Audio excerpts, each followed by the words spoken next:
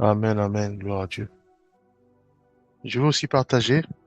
Donc, je vais partager sur le thème, celui qui veut être chef doit servir les autres. Celui qui veut diriger doit servir les autres. Celui qui veut être responsable doit servir les autres. C'est la parole de Dieu, c'est Christ qui nous l'a dit et c'est une vérité biblique. Si nous souhaitons que nous soyons élevés, nous devons au contraire nous abaisser pour servir les autres. Et à ce moment-là, le Seigneur nous relève, nous élève. Si nous voulons coordonner euh, notre quartier, nous devons servir notre quartier. Si nous voulons coordonner une nation, nous devons premièrement servir cette nation. Voyez-vous, ce sont des principes bibliques et ce sont des vérités bibliques. Pour qu'on soit élevé, il faut d'abord servir. Pour être président, il faut d'abord servir le peuple. Pour être ministre, il faut d'abord servir les autres. Pour être député ou maire, il faut d'abord servir un peuple. Voyez-vous? Donc cela s'applique aussi dans l'église, dans les administrations. Voyez-vous? Pour que, pour qu'on soit reconnu, pour qu'on nous nomme chef ou responsable, les, ceux et celles qui travaillent avec nous, ils doivent avoir les fruits, ils doivent avoir le zèle à servir les autres. Et à ce moment-là, sans hésitation, tu es nommé responsable ou chef parce qu'on a vu en toi ce zèle-là de servir les autres. Voyez-vous? C'est ça que dans Marc 10, 43, 45, il est dit, mais il n'en est pas de même parmi vous. Quiconque veut être grand parmi vous, qu'il soit votre serviteur. Et quiconque veut être le premier parmi vous, qu'il soit l'esclave de tous. Car le Fils de l'homme est venu, non pour être servi, mais pour servir et donner sa vie comme la rançon de plusieurs. Voyez-vous? Ce sont des vérités bibliques. Donc, on peut pas aller outre. Je veux être responsable, je passe outre. Au lieu de servir les autres, je ne sers pas les autres. C'est compliqué. C'est comme si on vous dit déjà 2 plus 3, on sait que c'est forcément égal à 5. Voyez-vous, même si on retourne ça, on prend 3 plus 2, c'est égal à 5. Donc, pour arriver à 5, tu es obligé d'additionner 2 plus 3 ou 3 plus 2. Voyez-vous? Ou même, pour arriver à 5, tu es obligé de suivre déjà un principe déjà établi. Une vérité qui est claire, qui est déjà établie. Voyez-vous? 7 moins 2 égale 5. Donc, c'est déjà les principes établis, les vérités déjà établies. Donc, pour arriver à 5, tu dois obligatoirement passer soit par 10 moins 5 pour arriver à 5. Toujours des vérités et des principes établis. Voyez-vous? Pour servir les autres, pour diriger les autres, tu dois forcément servir d'abord. Forcément. C'est ce qu'on appelle des principes établis. Et en plus, c'est des vérités bibliques. Voyez-vous? Nous devons réaliser que pour diriger un peuple, il est obligatoire de le servir avant. À ce moment, le peuple verra en toi un homme ou une sœur qui est fidèle, qui les aime. Et à ce moment-là, ils vont t'élire, ils vont te voter. Voyez-vous? Et maintenant, tu seras la tête de cette nation. Donc, il y a eu d'abord le service, le fait de servir les autres. Et à ce moment-là, les autres ont vu en toi quelqu'un qui peut les aider. Et à ce moment, on te vote. Voyez-vous? Donc, pour servir, pour être dirigeant, pour être encadrant, pour être pasteur, pour être président, tu dois obligatoirement, avant tout, servir les autres d'abord.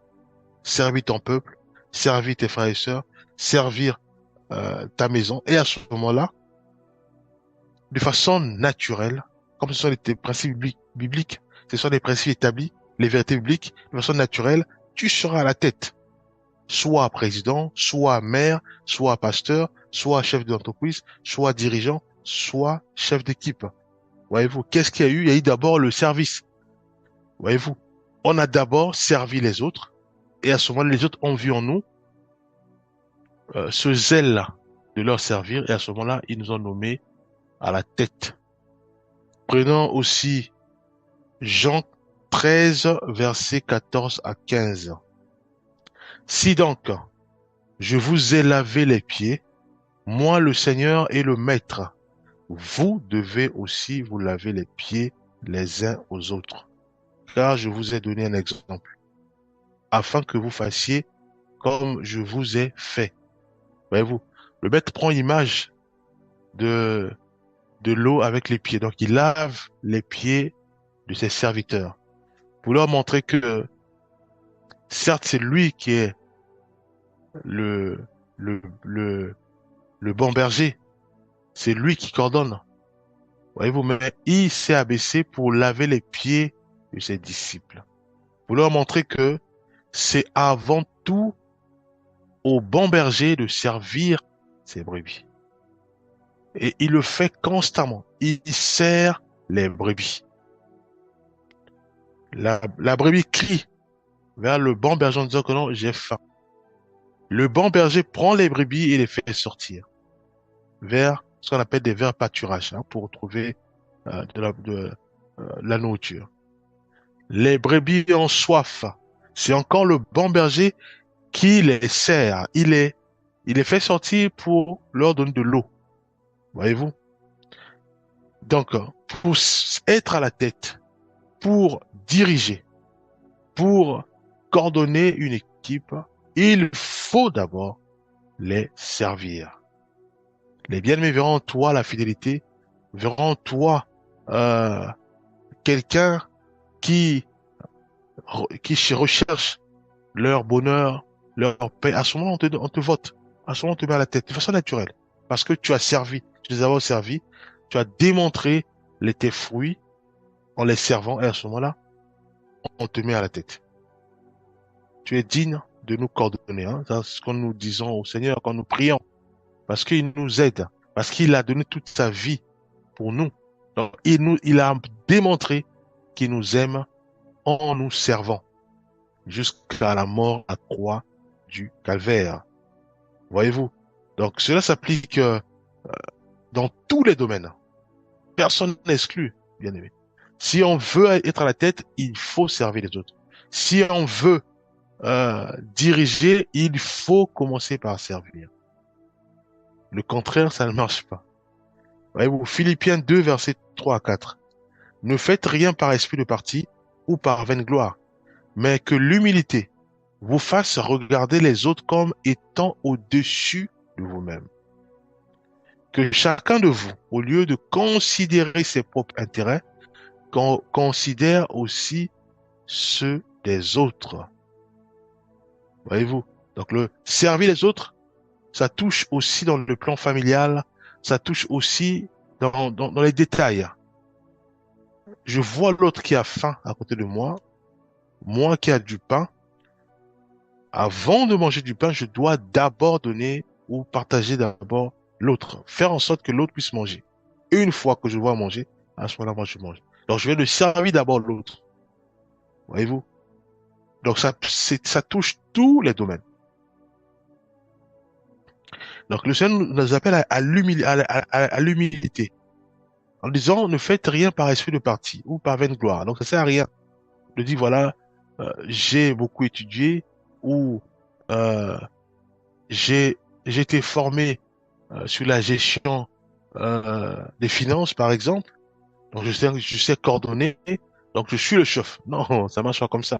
Il faut d'abord servir les autres en leur démontrant que oui, je connais la gestion financière en les expliquant, en les aidant comment faire leur budget de façon individuelle, leur montrer, voilà. À ce moment-là, la plupart de ceux et celles que toi, tu as servi, la plupart de ceux et celles que tu as aidés dans leur gestion voilà, dans leur gestion de budget et autres. Et à ce moment-là, ils verront toi, non, non, le bien-aimé, il nous aide. Vraiment, le bien-aimé, c'est, on peut le faire confiance. À ce moment-là, oui, tu deviens leur coordonnateur. Voyez-vous? Mais cela passe d'abord par le service. Prenons Galates 5, verset 13. Frères, vous avez été appelés à la liberté. Seulement, ne faites pas de cette liberté un prétexte de vivre sur la chair, mais rendez-vous par amour serviteurs les uns des autres. Voyez-vous? C'est un principe divin, bien aimé. Jésus-Christ nous a donné l'exemple quand il a lavé les pieds de ses serviteurs et de ses disciples. Voyez-vous? C'est un principe divin. Alors, si nous avons du mal à servir les autres, ça va être compliqué pour nous de diriger. Ça va être compliqué pour nous de vouloir coordonner. Non, ça marche pas comme ça. Je veux, par exemple, coordonner euh, une cellule d'église ou même un groupe de maison, mais je dois réaliser que ce service appelle à ce que je puisse servir ceux et celles qui viendront dans ma maison, hein, pour prier, quoi, c'est de maison. Je suis obligé de les servir, soit même de l'eau, soit leur donner là où arranger leurs chaises pour s'asseoir, nettoyer, par exemple, le lieu là où ils vont venir. Donc, voyez-vous, donc c'est le service. Je sers les autres. Voilà. Ou peut-être préparer les apéritifs pour que, voilà, une fois, voilà, on a terminé la prière, à ce moment-là, on peut soit grignoter quelque chose. Voyez-vous, donc, c'est toujours le service. Alors, si nous, on veut pas servir, ça va être compliqué.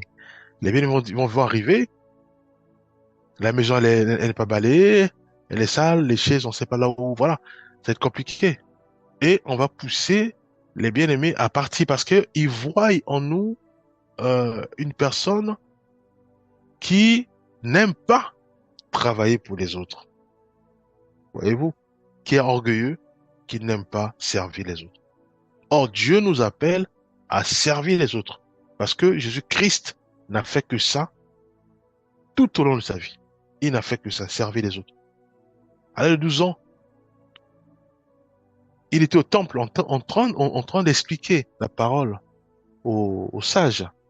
Voyez-vous? Il servait les sages. Voyez-vous? Il n'a fait que ça. Donc nous devons bien aimer servir les autres. Réaliser que même dans un foyer, nous devons servir nos époux. Si nous sommes les époux, nous devons servir nos épouses. Si nous sommes des enfants, nous devons servir nos parents. Et si nous sommes des parents, nous devons servir nos enfants. De toute façon, c'est ce qui se passe de façon naturelle. Les parents servent toujours leurs enfants. Soit ils vont au travail, quand ils reviennent à la maison, ils doivent préparer la nourriture, ils doivent leur donner à manger, ils doivent leur faire du biberon si c'est encore le bébé, ils doivent leur laver les habits, ils doivent leur, voilà.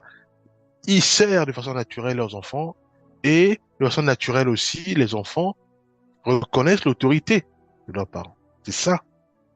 Ils savent que mon père, c'est un dirigeant, ma mère, elle est dirigeante. C'est elle qui coordonne la maison et c'est papa aussi qui coordonne la maison. Parce qu'ils voient l'autorité. À quel moment il y a l'autorité? C'est parce que l'enfant, tout au long de sa vie, il a vu que il y a eu deux personnes qui le servaient. Soit c'est papa, ou soit c'est maman. Tout au long de sa vie. Mais est-ce que ça fait de son père ou de sa mère euh, son esclave? Non. Voyez-vous, c'est juste le service. Mais en aucun cas, on voit des enfants disent, voilà, mon père, c'est mon esclave, ou ma mère. Non, bien aimé. Donc, c'est un principe divin. Voyez-vous? Et c'est les principes sont établis comme ça. Donc, ils savent que le fait que je suis servi par mon père et par ma mère, cela fait de lui ou fait d'elle mon dirigeant ou mon tuteur. Voyez-vous? Donc, c'est ça. Nous devons servir les autres. Prenons, euh, prenons Luc 22, verset 26 à 27. Qu'il n'en soit pas de même pour vous, mais que le plus grand parmi vous soit comme le plus petit. Ah là, ça change. Et celui qui gouverne comme celui qui sert. Car quel est le plus grand? Celui qui est à table ou celui qui sert? N'est-ce pas celui qui est à table? Et moi, cependant, je suis au milieu de vous comme celui qui sert. Voyez-vous? Donc, le Seigneur insiste sur le fait que nous devons déjà, premièrement, servir les autres par amour, par joie, parce que ça peut être nos talents. Voyez-vous? Ça peut aussi être nos dons. Et en le faisant avec amour, avec joie, sans se rendre compte, Dieu augmente aussi le niveau de nos talents, nous donne encore un plus au niveau de nos dons. Parce que nous accomplissons parfaitement la mission que le Seigneur nous a assignée sur terre, en servant les autres. Et à ce moment-là, Dieu va commencer à se révéler en nous. Voyez-vous? Donc nous devons réaliser que servir les autres, c'est pas être leur esclave, non. Servir les autres, c'est ce qu'on appelle, euh, c'est suivre le maître, suivre ses principes, suivre sa parole, et c'est ce qu'on appelle aussi c'est une marque d'autorité. Voyez-vous? Prenons, 1 Pierre, on n'a plus le temps, 1 Pierre 5, versets 2 à 3. Paisez le troupeau de Dieu qui est sous votre garde, non par contrainte, mais volontairement, selon Dieu, non pour un gain sordide, mais avec dévouement, non en dominant sur ceux qui vous sont échus en partage, mais en étant les modèles du troupeau. Matthieu 23, 11, le plus grand parmi vous sera votre serviteur. Proverbe 11, 25, l'âme bienfaisante sera rassasiée, et celui qui arrose sera lui-même arrosé.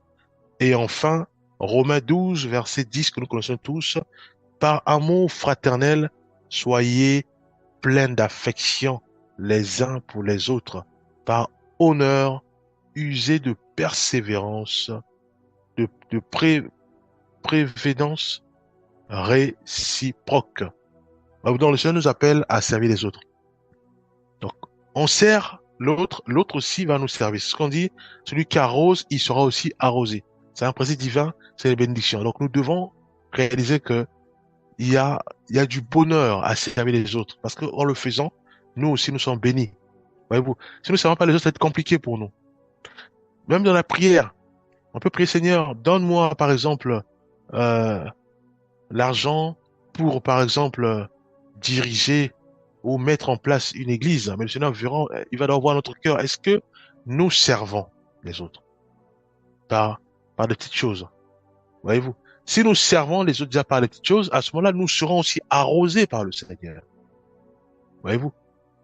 Parfois, on n'a pas besoin de faire la prière. Le fait déjà de servir les autres verront nous, ah non, c'est vraiment un bon dirigeant. Allez, ils viennent donner la contribution pour dire, voilà, maintenant, construisons l'église. Voyez-vous? De façon naturelle. J'ai pas voulu, certes, on peut prier, mais il n'y a pas eu cette démarche de façon, visible de prier pour que Dieu, puisqu'il y a la rareté, parce qu'il n'y a pas les finances, on prie pour que Dieu intervienne afin qu'il y ait les finances et qu'on puisse construire une grande église. Mais il n'y a pas eu cet effort-là, dans cette marche dans la prière. Pourquoi? Parce que rien que le fait de travailler pour les autres, de façon naturelle, les autres viennent avec les contributions. De façon naturelle, l'église est mise sous pied. Elle est construite. Voyez-vous? Donc il y a des choses où parfois on n'a pas besoin de faire d'efforts dans les jeûnes et prières. On n'a même pas besoin, parce que tellement qu'on sert les autres, de façon naturelle, tout se met en place. Nous allons prier, Père, nous te rendons grâce. Merci pour ces moments de partage. Bénis chacun de nous, Père. Fais-nous grâce de garder tout cela en nous. Au nom puissant de Jésus-Christ, nous avons ainsi prié. Amen.